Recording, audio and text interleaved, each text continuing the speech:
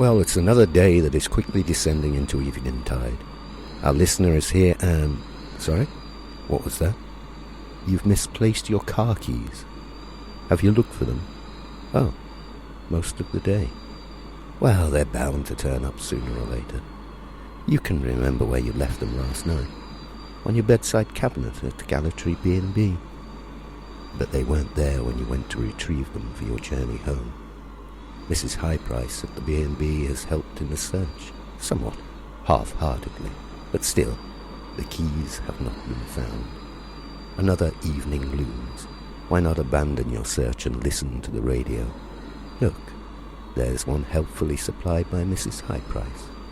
It's already tuned to the station, the only station in Gallatry. Today we ask, what is Community Day?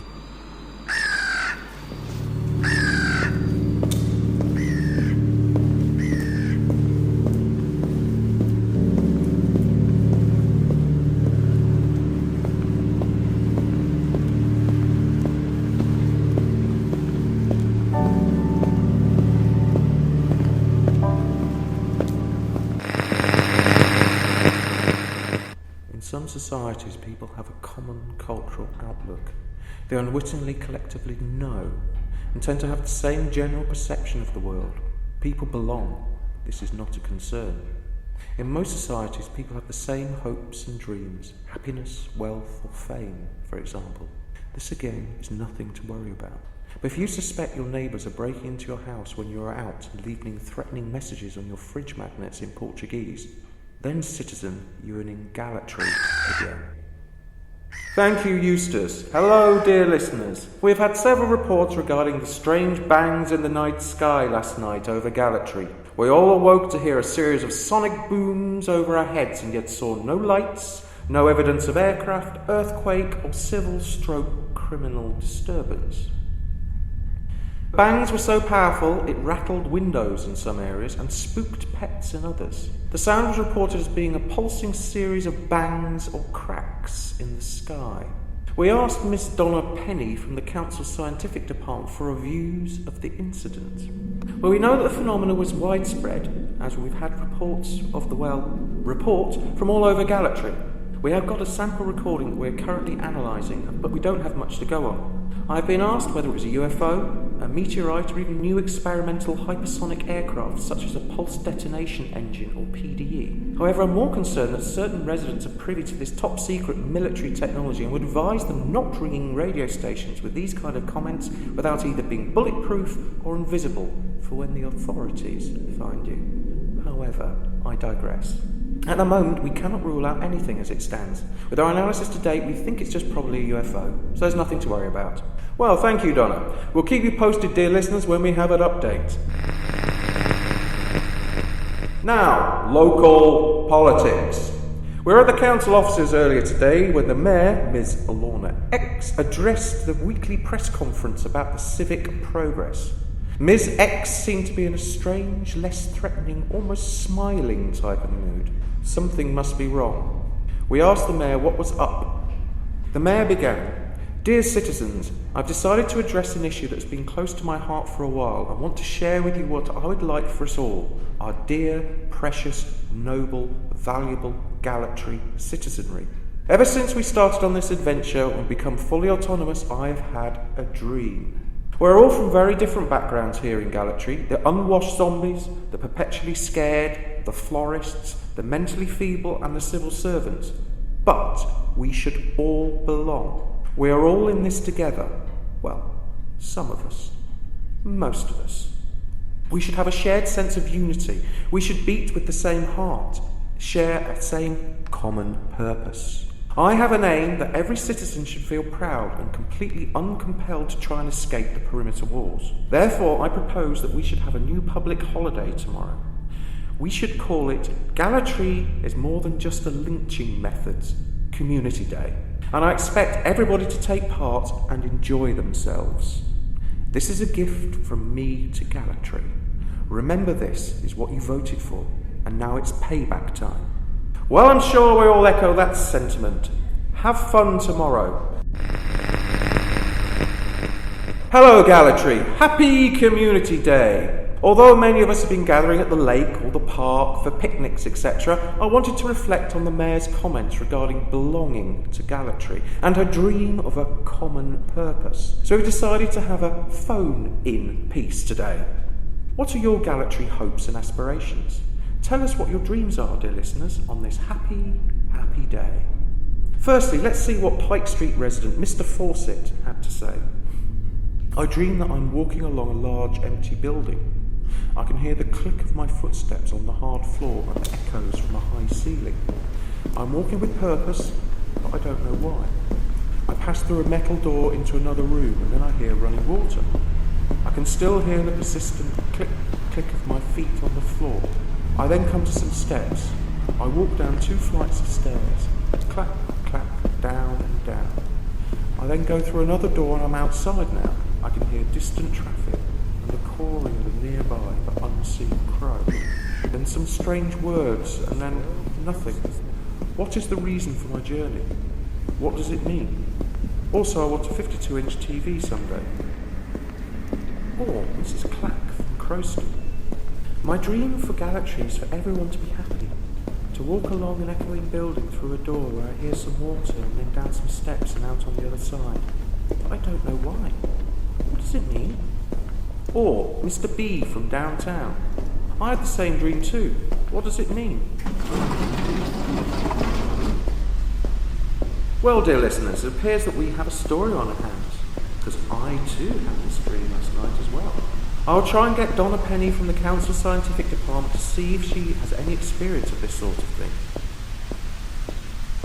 I cannot explain what the dream means either, but why do I feel the urge to make a mashed potato mountain?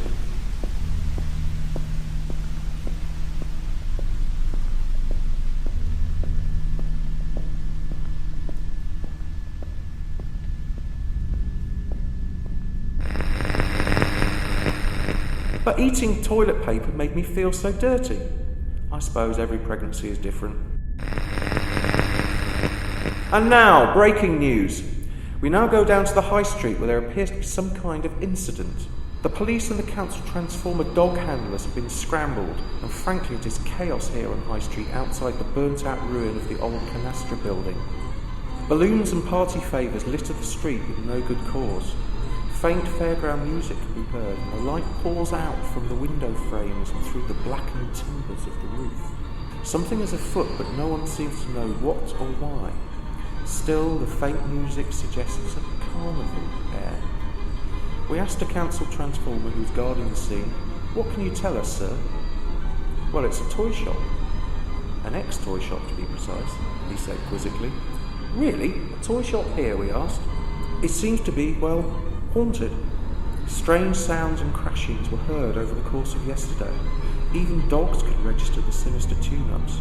It was about an hour ago where the whole thing lit up and the music starting to get louder and louder. When the balloons and streamers began to explode out onto the pavement is when we were called in.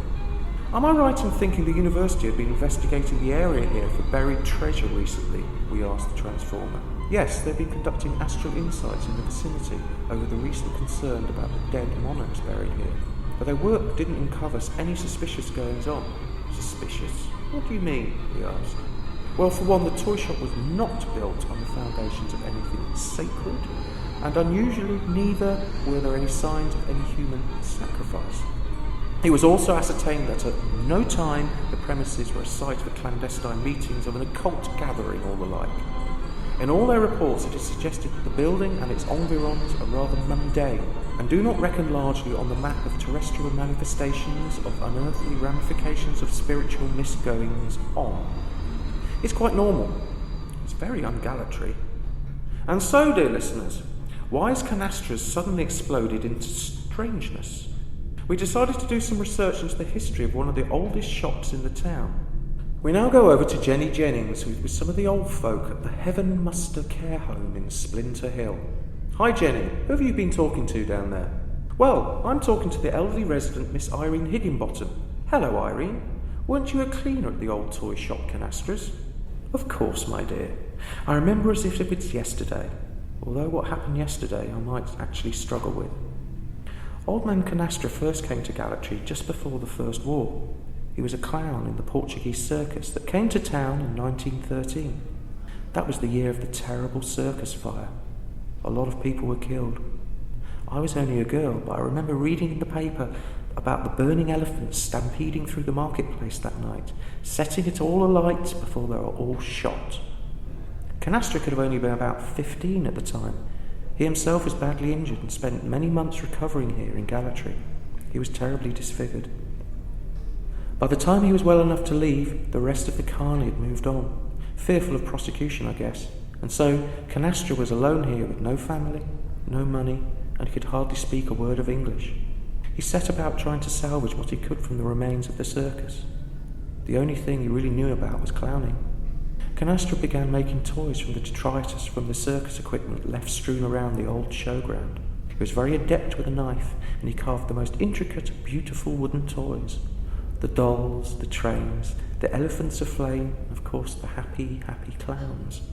He started to earn a living selling them on the market and soon had a stall, then a small shop, and then finally the beautiful Gothic building up there on the high street. Well, I used to work for him.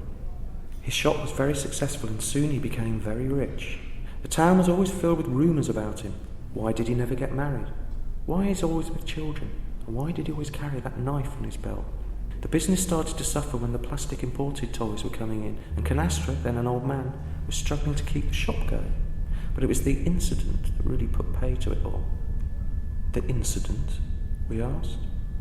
It was the incident with the Peterson boy who drowned in the old slag pit. I blame the weather. The weather, we inquired. It was raining. The clumsy boy must have slipped, but Canastra was arrested. However, the newspaper reported the incident using the P word. Pills, Peterson, Portuguese, plaything purveyor, penis, penetration, pit, post-mortem, not proven. This damned Canastra in the eyes of the public. The angry mob gathered round the toy shop, and with Canastra barricaded inside, they torched the place. I guess he rejoined the circus in the sky. So sad. So sad. Would you like a biscuit? Well, thanks, Irene, and now back to the studio. Thanks, Jenny. What a nice old lady. Really a biscuit. The 3-foot stone horse was stolen from the garden some time later, so I guess we will never know. We now return to the Council's Scientific Department, where Miss Donna Penny has an update on her ongoing investigation into the strange noises from the other night. We have analysed the recording of the pulsing bangs from the other night and have a theory. It seems to be a message. The structure of the sounds in pulses or quanta is a way of transmitting information condensed into a single sound, well, like a bang. The bang is actually a complex string of ideas or even emotions that is not understood by the conscious brain, but can be decoded during sleep, and some may say by spirits in limbo, which is where the original search was carried out in the Spirit Lab. Anyway, it is feasible that by using an extremely powerful sonic device, one could transmit these messages to a mass audience, although the noises would have to be extremely loud and the propagating device extremely powerful. I know of no such device other than the new sonic Menhir defence system we had installed on the council roof last month, but it hasn't been commissioned yet, to my knowledge. Anywho, we have analysed the actual sound and it appears to be a message. Listen. Subir e unir. We're not quite sure what the words mean, and we are investigating it right now.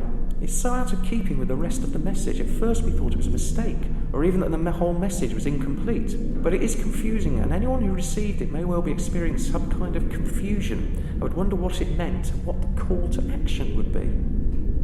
Thank you, Donna. Well, listeners, let's go down by the lake and enjoy the first community day with the picnicking masses, enjoying their council-authorised day off. Jenny, how's it going down there? Well, it's really kicking off down here. What started out as a peaceful family day has descended into a mass brawl with, 400 to 500 people involved now. There are picnic blankets, hampers and sandwiches everywhere. The combatants are covered in white splats of egg mayonnaise, cream cakes and possibly yoghurt. They look like they've just kissed a goth in a nightclub. It's mayo mayhem down here. What was the root cause? Any ideas, Jenny? We asked. Well, as far as I've been able to glean from some of the injured, it all started out over an argument about the dream we all had the other night. Some say it was about zombie rule, others about the depressing low retail price of flowers, some don't know, simply others lashed out in fear. But it was when the civil servants pitched in and it got really violent. Let's ask the eyewitness. What did you see? It was just calming down between the zombies and the florist until a massive gang of civil servants turned up, really looking for a fight. They started tutting, shaking their heads and hand-wringing in a very aggressive manner. They then maintained that the purpose of the dream was to increase public sector pay and benefits, and increasing the council's remit to monitor everyone's daily lives with important consultation exercises that creates a mass of important paperwork. That's when the sandwiches really started flying. I got scared and left, but I'm scared most of the time anyway. I said that dream was a portent of something like this happening. Thank you, Jenny. Although he maintained that Sagittarians make better shaman, his spirit walking days came to an end on the motorway. Weird update. We have had an update from Donna Penny at the scientific department at the council. I've been working on the message at the end of the dream. Sabia e unir is Portuguese. Why the message should revert to a foreign language right at the end, I don't know, seeing that the rest of the missive was a metaphorical, inspirational type imagery. If the message was contrived, it's plausible that the spoken element is a piece of undocumented behaviour, a defect or a typo, if you like. Possibly an issue with the spell checker on the transmitting system, the goat in the machine, if you like. Donna concluded, anyway, Subir e unir means rise and unify, and has nothing to do with the price of flowers or the lack of red tape. Of course, I could be wrong, and that the Portuguese bit is the real message, and the rest of the stuff, the footsteps, etc., is just interference. I'm sorry, I can't be more certain. Well, dear listeners, what should we make from this? Strange noises in the sky, possibly UFOs, mass dreams, and different meanings. A community divided on Community Day. Sonic devices on the council roof, civil unrest, a haunted toy shop, Portuguese messages. My guess is as good as yours, but I do know this. Dream interpretation is very open to, well, interpretation. A bit like this town. Another strange day in Gallatry again.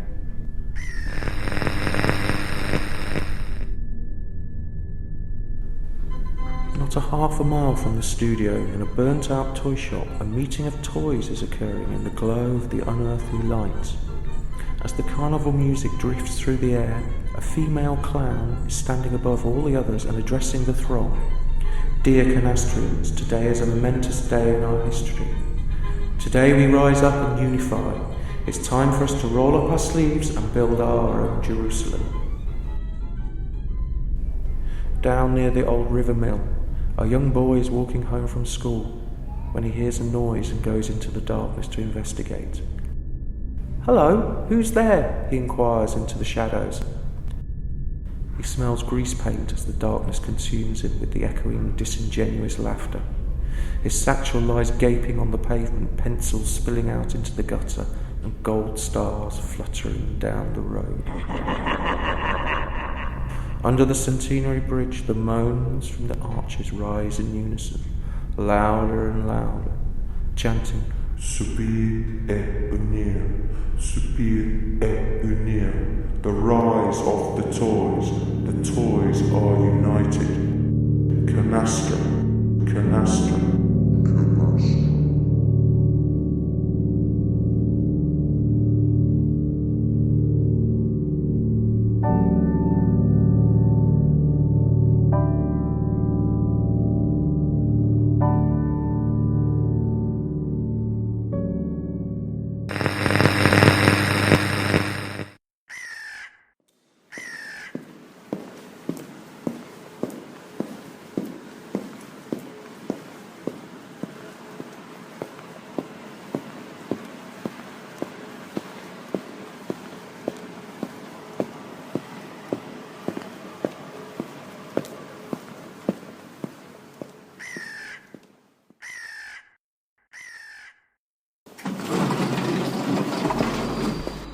You have been listening to Gallatry, a community-funded local radio station. I'm Adam Aardvark. Max couldn't be around at the end of the show. He often needs to lie down in a darkened room and sort of, well, convalesce. If you enjoyed today's show and want to know more or simply express a simple and not very cogent opinion, then email us at welcometogallatry@gmail.com. You can tell us what you think. although we might already know what you think. Or failing that, if you genuinely have no idea, we can helpfully provide some new ideas that you can call your very own. Ideas that you can share with your friends and family and become a much more interesting and likeable person, if only to yourself. This has been a Gallatry Entertainment broadcast recorded in a haunted pub in Gallatry. No, honestly, voices appeared on the recordings that we later had to edit out. I think we got them all, but who's to know for sure? Anyway, Gallatry is performed by Max Black, written and recorded by Max Black and Adam Aardvark, is copyright Gallatry Productions 2015. Thanks for listening. But remember, on your next journey home, Gallatry may be just around the corner.